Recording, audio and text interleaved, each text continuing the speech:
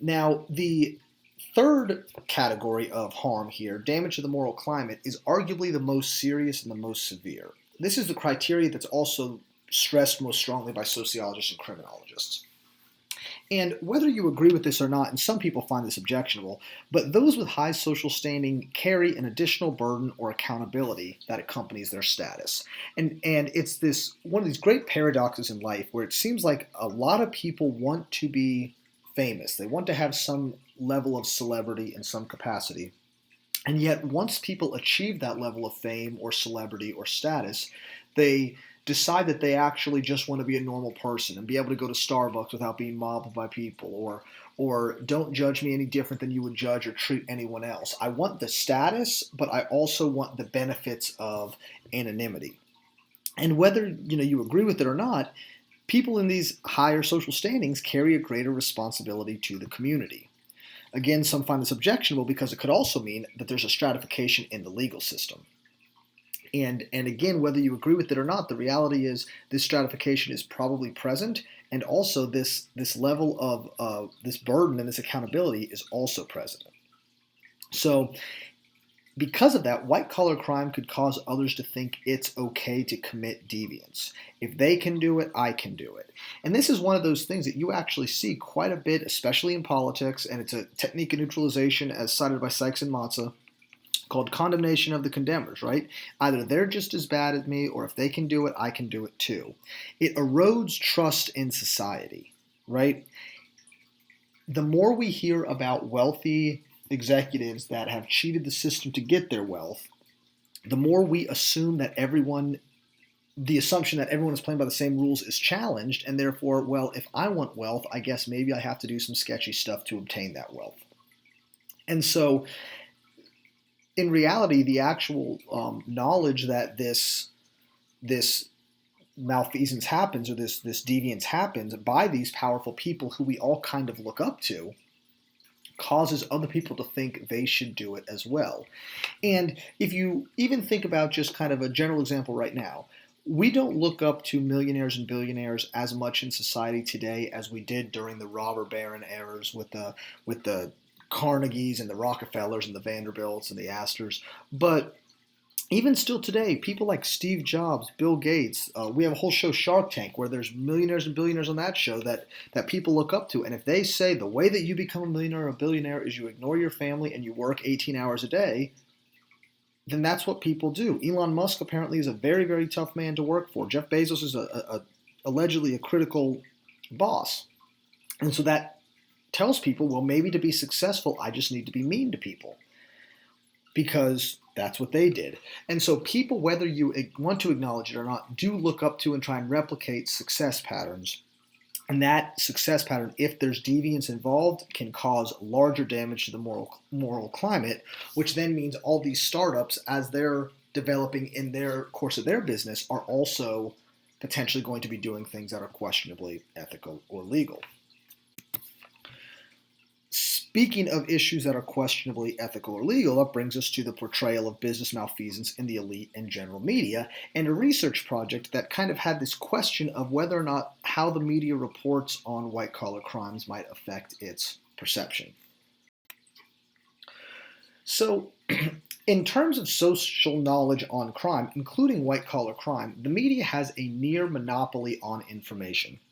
And this research project took place back in the 70s, and it's somewhat ironic because today, right now, in society, we acknowledge things like fake news, and we acknowledge things like maybe the news media has credibility issues. And it's somewhat ironic because this is actually not a new phenomenon. This is something that's people have been concerned about since well before President Trump's election or recent times. The media has a social agenda when it comes to stories. The media can't possibly report on every single possible thing that happens in the world at any given time, or even in their locality at any given time. Therefore, the media stories don't mirror what is happening in the real world. They share what they want to share. And so if there's a story that's of interest to the media, maybe they're going to share that story, right? if there's a story that's not of interest, they're just not going to waste their time sharing it. It all has to line up with what their social agenda is. Media sources are also not shared across economic strata. This is one of the things that people have argued about in the 2016 election, is that a lot of people were getting their news from Facebook or Twitter or Instagram, where there is no real fact checking and people don't even necessarily read the articles, they just read these clickbait headlines.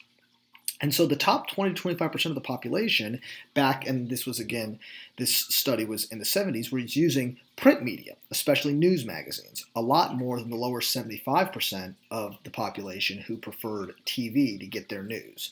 Right now, maybe possibly, again, that's Facebook or social media. So the question then became, are people getting different information from these different sources? Theoretically, if the top level of society is committing this crime, this type of crime, white collar crime, these top levels of media maybe won't report it as much, or maybe they'll report it more because this upper echelon society can better understand it, whereas the bottom levels might have differential reporting. And so several hypotheses emerged in this research project. The first one is that the elite media will devote a larger portion of news coverage to business crime than will general public media. And in large part, it's because of what I just said. The elite media will devote more of this news coverage to these complicated business crimes because their readers will better understand what these crimes are. Trying to explain a subtle accounting problem to the general public might be a little too complicated for them to understand. The elite media will also cover a greater variety of business crimes than the general media will because, again, their readers are a little bit more educated. The third hypothesis is that the elite media will focus on the latter stages of processing of business offenders, and the general media will focus on the earlier stages. So in an Enron or in a Bernie Madoff-esque situation, the elite media will say, here's what they were charged with, but also here's how the trial's going, here's what the punishments are, here's the fallout because of this crime. Whereas maybe general media will just focus on the earlier stages. Bernie Madoff did this terrible thing and swindled a bunch of money away from people, and then the story will just kind of disappear and move on. And then the fourth hypothesis was somewhat of a competing hypothesis where white-collar crime will be covered more in general public media, whereas corporate crime will be covered more in elite media. So the first hypothesis was actually incorrect. The elite media did not devote more time or more news coverage to business crime than the public media. Also, the elite media did not cover a greater variety of business crimes than the general public media. The elite media, ironically enough, also did not focus more of the latter stages on processing than the general public media. And in fact, white-collar crime versus corporate crime was not covered any differently.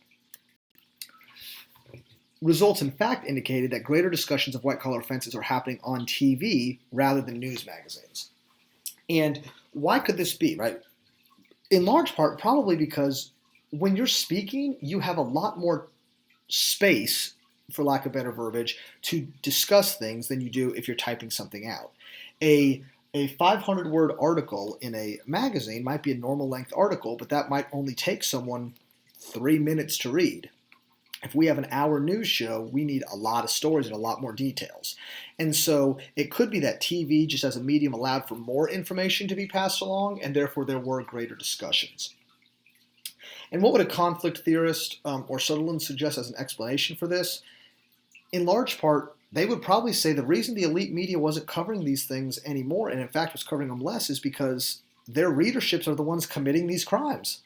And so they don't want to basically rat out their leadership to all of their friends and colleagues. And so they're not discussing the things that need to be discussed in these elite media circles as much as general public media, who maybe isn't in the same circles.